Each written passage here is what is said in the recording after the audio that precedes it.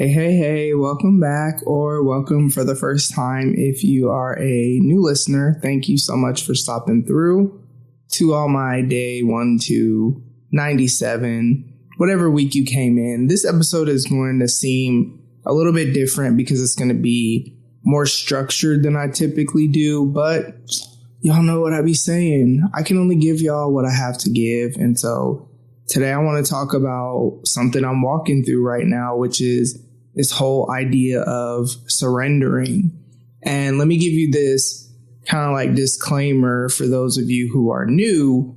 I am someone who I have a relationship with God. It's very important to me, not just how I live my life, but also what I do as far as work and all these things. Everything in my life is kind of like surrounded by that, or I don't know if that's the right words, but you know what I'm saying. So I'm giving you that disclaimer because, like, as I talk about surrendering, I'm going to be talking about it through the lens of surrendering to God's plan, surrendering to the process, and then also surrendering to God's timing. And the interesting thing about it is surrendering really sounds like this like super spiritual thing, but it's actually like really difficult. Like, it sounds cute when you sing the lyrics, I surrender all. I'm not going to, do all that, you know what I'm saying? Because I ain't got vocals like that. But that sounds real cute when you're in a good, like, having a great day. You're at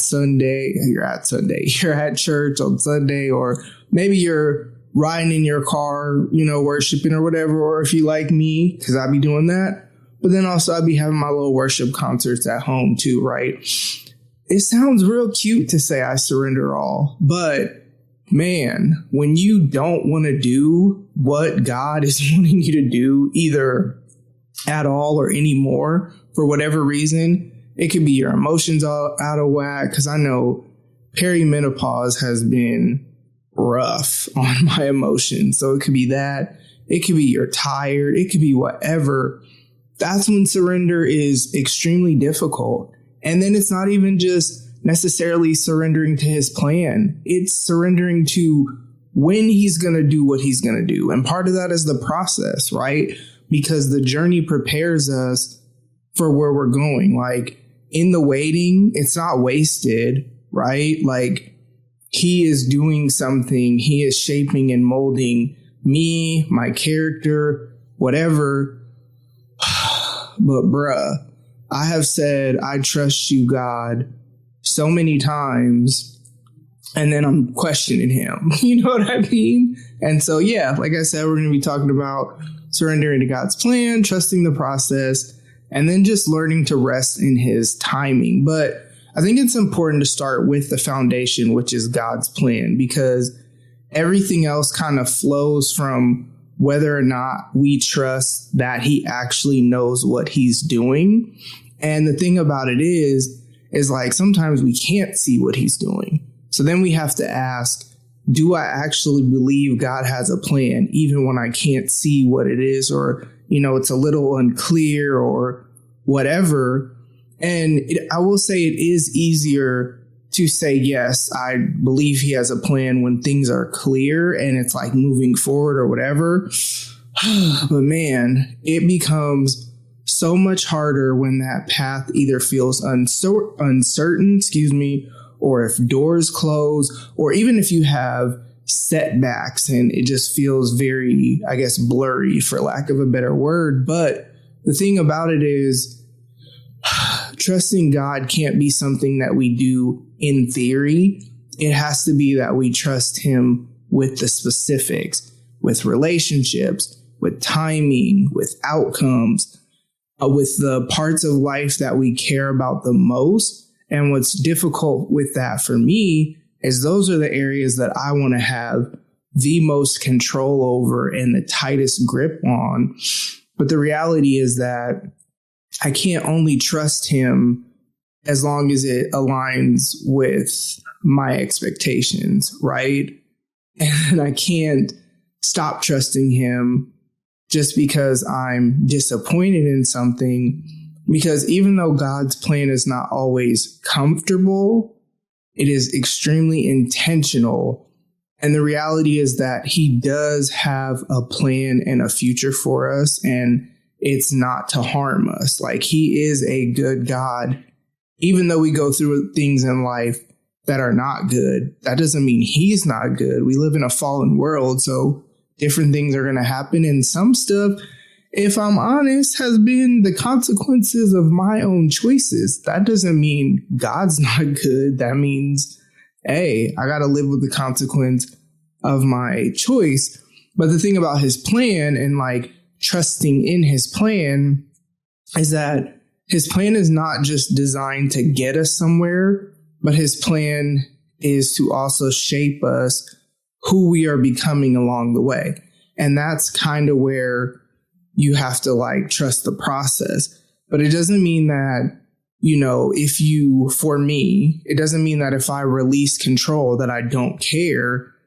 It's just meant that I'm no longer trying to force outcomes that I was never meant to carry. And that's something I'm brand new to that. I might have had that conversation with him a couple of days ago, if I'm honest, where I had to really be honest and also like be like, all right, I don't like any of this in this, and this areas, but I do trust you. You have never like failed me.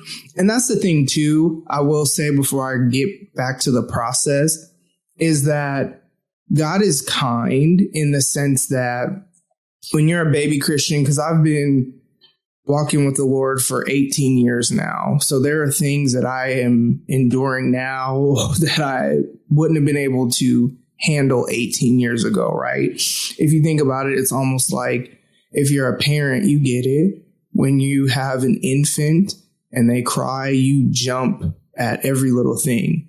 When they hit 2, and sometimes they throw in temper tantrums just because they're not going to get their way, that what's best for them, because you're trying to shape and mold them to become an adult one day, is at the level that they're at. You have to navigate differently. If your child is hungry and you're cooking for them, they may have to wait a little bit. You know what I mean? But it doesn't mean that you don't care. It doesn't mean that you're not going to feed them. They might just not get it right away, or just, different things like that. But at the end of the day, your child trusts that if you say you're hungry, or if they say they're hungry, that you are going to feed them. So we have to trust that once we know or believe that God has a plan, we have to trust how he gets us there, because, man, the process to get there has never looked the way that I thought it was going to be. I remember the Lord told me that I was going to get this job. I just really felt like I was going to go work at this specific place, and I went and applied, and I did not get hired. I actually went on to work somewhere else for several years. And what's interesting is the other place that I worked for several years actually was preparing me for the job that I actually did end up getting when I did go work at this company. And what's crazy is the job that I ended up working didn't even exist when I had originally applied. I had applied for something else.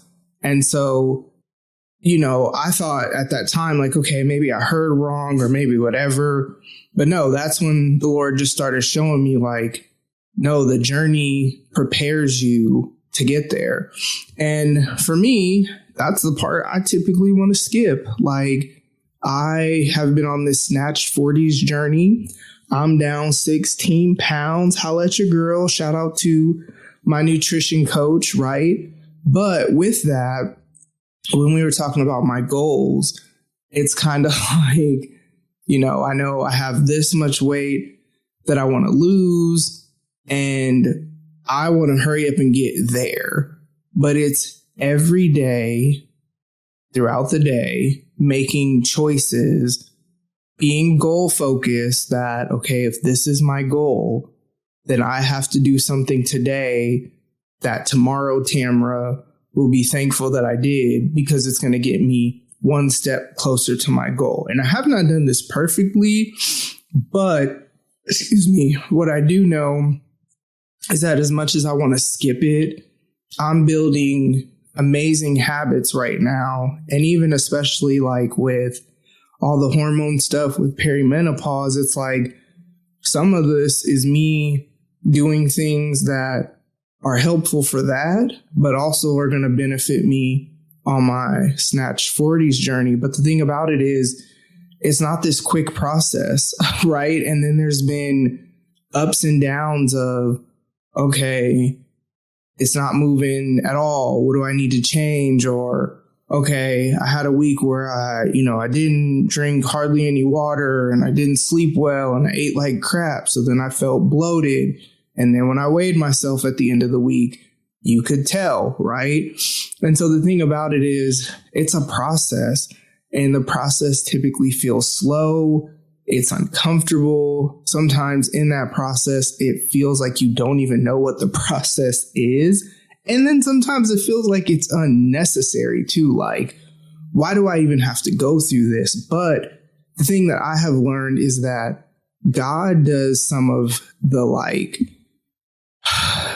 he's done some of the deepest healing and even like amazing growth in seasons where it seems like nothing's happening, because there's not this, sometimes healing comes for me like crying and this whole drug out thing. And then sometimes it's not that at all. It's just all of a sudden I'm faced with something that like I've kind of maybe experienced before or whatever. And I'm like, oh, I'm navigating this a little bit differently, right? But it's in the process where, our character is developed so that we become the person that's not going to fumble whatever it is we're trying to get to. Sometimes the process is where our faith is stretched, right? And then sometimes the process is where we learn obedience and we learn to trust even without applause or even like true clarity, right? Like, we want results oftentimes, but God wants relationship with us. And it's so interesting because I question often, okay, Lord, do I love you because of what you do? Or do I love you because of who you are? But then it's kind of wild. It's hard for my mind to wrap around, because so much of my experience of who he is has been through what he's done. So it's like this weird thing I find myself in.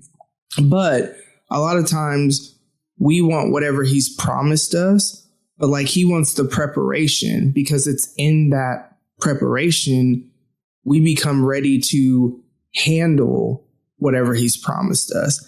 And the thing about it is, you've heard that delay is not denial. So yeah, delay is not denial, but delay also is not about holding us back from something, but it's really about building something up in us again, so that we can be ready for whatever it is that we want to do. Like, think about, athletes, right? I'm around a lot of former athletes. So my mind instantly went there, because pretty much almost everybody I work with used to be some sort of athlete, right? And the thing about it is, I used to play basketball. So like, let's think of we'll go here. I look at my 2-year-old grandson who loves music and loves drumming. Like, he will drum on anything. He will drum on the couch with his bare hands. He will drum on a chair. He will drum on the floor, whatever, like with his bare hands. So then what I did is I got him a drum set for Christmas. And what I'm hoping is that as he continues to cultivate that skill, he is going to continue to build up the talent to be able to do it, when he gets older. And his mom even will have him watch different YouTube videos and stuff like that. And with that, it's kind of like, going back to this whole like trusting the process, it's like sometimes when you're in that season where you're practicing or you're training or whatever, sometimes progress feels invisible. Like I can even go back to my Snatched 40s journey. I'll go to the gym. I will eat what I'm supposed to eat. I will have this mental battle where I'm like, oh, this isn't even working, da da da da. And then I'll go weigh myself and the results are there. You know what I mean? And so the thing about that is in the season of trusting the process, even with that, it's like God is not absent, right? It's just that a lot of times when he's working beneath the surface and in ways, that we can't see, sometimes it feels that way. But the beautiful thing about it is what God is trying to do is he's trying to help us become whoever we need to be before we receive whatever it is that we want to receive again, so that we don't fumble it. He's a giver of good gifts and he does it in perfect timing. So let's move to that. And the thing about it is, I think I said this earlier, his timing is never when I want it to be. He's always on time and it's always perfect timing by the time it happens. But if I had my way, so many things that I am still waiting on, things that I've been waiting on for years would have been happened. But then when I sit and reflect a lot of times, I'll be like, okay, you know what?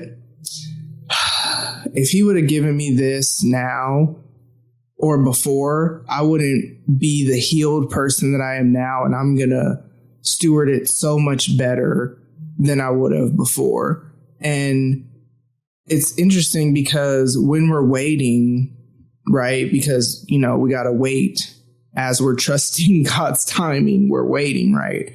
Waiting has this interesting way of kind of really revealing what are we trusting, right? Like, are we trusting in what we can do, or are we trusting in what God said and what he will do? And the thing about it is his timing it never feels convenient, but it's always purposeful.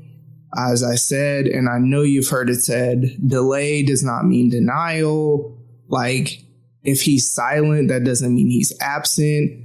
And then also waiting does not mean that you're behind. Like everything is supposed to happen for you when it's supposed to happen. And it's so interesting because we can get caught up into this comparison of timelines when it comes to like certain life goals. Like I think about like marriage or kids. Like I think I can think of a few of my close friends that are around my age, we're in our 40s, that their desire is to be married with kids, and none of them have ever been married and none of them have kids, right? But really, even at this age, that doesn't mean it's a denial, right? And it doesn't mean that they're behind schedule. You can definitely still have kids in your 40s, right? But the thing with God's timing is it's always about protection. And sometimes it's about maturity too. And then sometimes it's just about trust. I won't say that it's always about protection. It's kind of been that way for me, but we don't want to, there's always an exception to the rule. So we'll say sometimes it's about protection, right? But the thing about it is we have to stay faithful even when it seems like nothing is happening. And we have to choose obedience over the anxiety that we feel. We have to continue to have faith regardless of how we feel, because our feelings aren't facts, right? I have really been working on not being led by my feelings. That's really something the Lord was growing me in 2025. And the thing about it is you have to trust God over trying to strive for it, right? And you have to surrender over trying to control things. And the thing about it is God's timing is not about rushing us into something that we're not ready for. It's about aligning us with what he knows will last. And that's why the journey prepares us.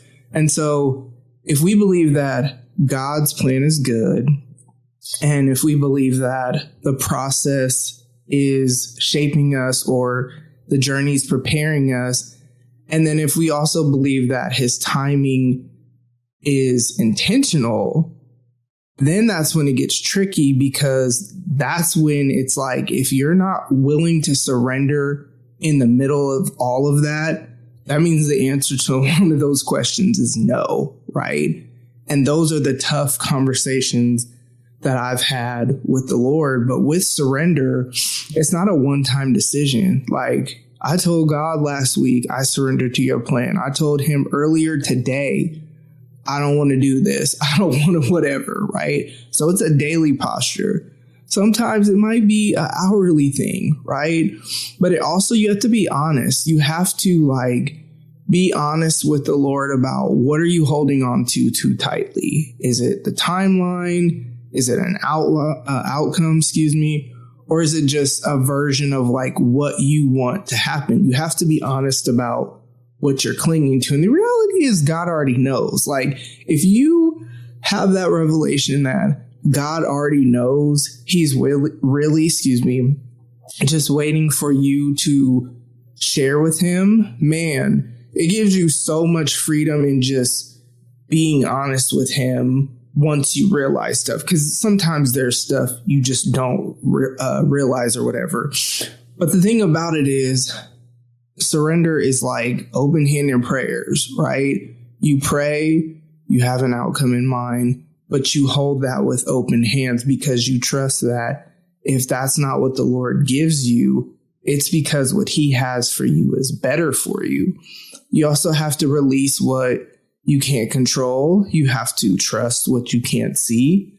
And man, you have to choose obedience even when you're waiting. And the thing about it is, if God told you something and he hasn't told you anything differently, then you need to do what he told you, right? You don't just go do something different. And this is what I be telling myself and have to remind myself. You don't just go do something different because you don't feel like it anymore or whatever. If God didn't tell you anything different, you got to be obedient to that even while you're waiting. And I'm actually getting really convicted about this right now, because I'm thinking about something that the Lord told me. Like I said, it is not a one-time choice to surrender. It is a daily, minutely, hourly heart posture that, okay, Lord, I'm choosing to trust you in the small moments. I'm choosing to trust you even when I'm disappointed. And then the thing about it, it's like when I'm frustrated, how do I talk to God? Not saying we got to be fake, but at the same time, it's kind of like I need to continue to trust him and have some sort of respect for who he is, because yes, I have a relationship with him, but at the same time, he is God, you know what I'm saying? And also he's been so good to me and does so many things that I don't deserve, and he does it anyway. Right. So that's when I feel like I was like a bratty toddler for I look at my grandson who's 2, and it's so wild. Shout out to my daughter. She cooks for him and he will not want to eat, and she'll make these plates trying to expose him to different foods or whatever. But when he's hungry, she cooks his food. So that's not something you're going to get super quick, right? Especially if they just got home from work or whatever. And so with that, this boy will literally go from 0 to falling out on the floor. I have come out of my office or come out of my room to watch him laying on the floor crying. But it's so fake, because as soon as, oh, you ready to eat? Okay. Oh, where all them tears go, right? I feel like that's how I've been, where I've been this bratty toddler. And the thing about surrendering, it doesn't mean that I don't have questions. It doesn't mean that I don't wonder things, but it just means that I'm not anymore allowing the questions that I have to lead me. And the thing about it is, like I said, surrender really is a daily choice. And so with that, yeah, that's what I have for y'all this week. I hope this was helpful. I hope this was encouraging, especially like if you're in a waiting season. Man, I want to encourage you that you're not behind, you're not forgotten, you're not failing. God is with you. That's the thing too. You're not alone. But this process is preparing you to become who you need to be to wisely steward the thing that it is that you're waiting for. And with God's plan, it's not fragile. Like, you're not taking too long. The process is not wasted, and his timing is never late. Like, we get impatient, but God has a set time in mind for when things are going to happen. And even though we can't see the full picture, we can trust the person who does. So that's what I have for y'all. I really hope you have an amazing rest of your day, your week, until I talk to y'all again. Man, as always, make sure you are taking care of yourself mentally, emotionally, spiritually, and physically. So like with the physically, I'm going to hone in on that. Drink some water, right? Eat some leafy green vegetables. I'm not saying we can't have other things, eat some protein, but what I do know is all of those things affect our emotions and our hormones as well, which really just make things trickier. I guess that's the blessing with perimenopause is it was rough for a while. I thought I was going crazy. And then I started doing some research and I'm like, oh, and there's things that I can do where I don't have to take all these supplements and buy all this stuff. And there's some stuff that I was already doing as far as like vitamins and stuff like that. But a lot of what I've been trying to do is just eat things that are listed that are helpful for the different things. And my gosh, it has been just a beautiful thing.